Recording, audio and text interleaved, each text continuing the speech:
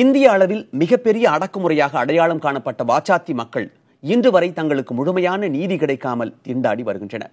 நீண்ட நெடிய போராட்டத்திற்கு பிறகே பாதிக்கப்பட்டவர்களுக்கு இழப்பீடு வழங்க உத்தரவிடப்பட்டது. ஆனால் நீதிமன்றம் அறிவித்த தொகை இன்னும் கைக்கு வந்து சேரவில்லை என்கிறார்கள் வாச்சாத்தி மக்கள். வாச்சாத்தி தருமபுரி மாவட்டம் அரூர் அருகே உள்ள இந்த பழங்குடியின கிராமத்தை யாராலும் அவ்வளவு எளிதில் மறந்து கடந்து சென்றுவிட முடியாது.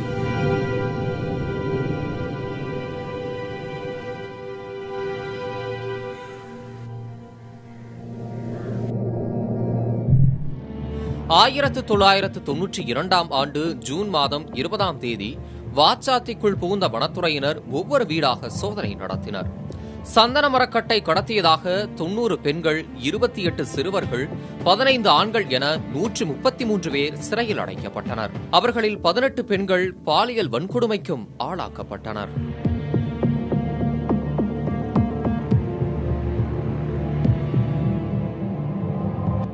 ஜனங்களை அடித்து ஆலமரத்தடிக்கு கூப்பிட்டு வந்து நிறைய அடித்து அப்புறம் 18 பெண்களையும் அந்த ஆலமரத்தடிலேருந்து திரும்ப ஏரிக்கு கூட்டிகிட்டு போய் அவங்கள பலாத்காரம் பண்ணி அவங்க நைட்டு 8 மணிக்கு மேலே அவங்க சூழ்நிலை தவறி போய் இருக்கும்போது எப்படி கூப்பிட்டு போனாங்க, ஃபாரஸ்ட் ஆஃபீஸுக்கு கூட்டிகிட்டு போய் அங்கே நைட்டு முழுக்க தூக்கம் இல்லாமல் நிறைய நைட்டு முழுக்க அடித்து அப்புறமா காலையில் மறாவது நாள் ஞாயிற்றுக்கிழமை காலையில் சேலத்துக்கு ரிமாண்ட் பண்ணாங்க. சேலத்துக்கு ரிமாண்ட் பண்ணிவிட்டு அப்புறமா யாரும் எந்த உண்மையும் வெளியே சொல்லக்கூடாது அப்படின்னு சொல்லி எங்களை பயன்படுத்தி சேலத்தில் எடுத்து போய் ரிமாண்ட் பண்ணிட்டாங்க.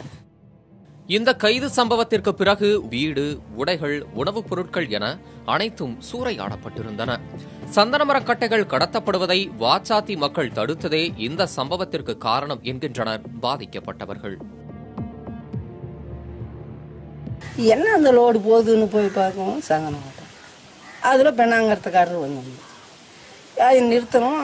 ஆள் ஒன்று தேடி ஒன்று டப்பாய் ஒன்று பிடிக்குது. எது நம்ம பிள்ளைங்களை போட்டு என்ன பண்ண முடியும், விட்டுருவோம். இது ரோடு போதல்ல, நம்ம ஃபோன் பண்ணலாம். ஃபோன் பண்ணதுக்கு தான் கடைசியில் எங்களுக்கு இப்படி வந்தது. வனத்துறை, காவல்துறை, வருவாய்த்துறையைச் சேர்ந்த 269 பேர் மீது பாதிக்கப்பட்டவர்கள் புகார் அளித்தனர். பல போராட்டங்கள் நடத்தியும் வழக்கு பதிவு செய்யாமல் பெயரளவுக்கு விசாரணை மட்டுமே நடைபெற்று வந்தது. 1992 ஆண்டு வாச்சாத்தி பிரச்சனையை நல்லசிவன் நாடாளுமன்றத்தில் பதிவு செய்த பிறகே விசாரணை தீவிரமடைந்தது. உச்சநீதிமன்றத்தின் உத்தரவின் பேரில் தாழ்த்தப்பட்டோர் மற்றும் பழங்குடியினர் வன்கொடுமை தடுப்புச் சட்டத்தின் கீழ் வாச்சாத்தி மக்களின் குற்றச்சாட்டுகள் பதிவு செய்யப்பட்டன. முடிவில் 2011 ஆண்டு பாதிக்கப்பட்டவர்களுக்கு மொத்தம் 1,24,00,000 இழப்பீடு வழங்க நீதிமன்றம் உத்தரவிட்டது.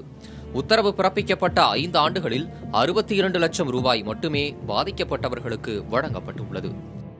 அதனால அந்த பெண்களுக்கு என்ன உச்சநீதிமன்றத்தினுடைய தீர்ப்பை அது இன்னும் பாத்தீங்கன்னு சொன்னாக்க நிலம் 2 ஏக்கரா கொடுக்கணும், வீடு கொடுக்கணும், ஆடுகள் கொடுக்கணும். சில பேருக்கு மற்ற பயனாளிகள் கொடுத்துருக்காங்க. பாதிக்கப்பட்ட பெண்கள், பாலியல் பலாத்காரம் பெண்களுக்கு இன்னும் கொடுக்காத ஒரு சில பேர் இன்னும் இருக்காங்க. தாமதிக்கப்பட்ட நீதி மட்டுமல்ல, தாமதித்து வழங்கப்படும் இழப்பீடும் கூட பயனில்லாமல் போய்விடும் என்பதற்கு வாச்சாத்தி துயரம் ஒரு உதாரணமாகிவிடக் கூடாது என அஞ்சுகின்றனர் இந்த மக்களுக்காக போராடியவர்கள்.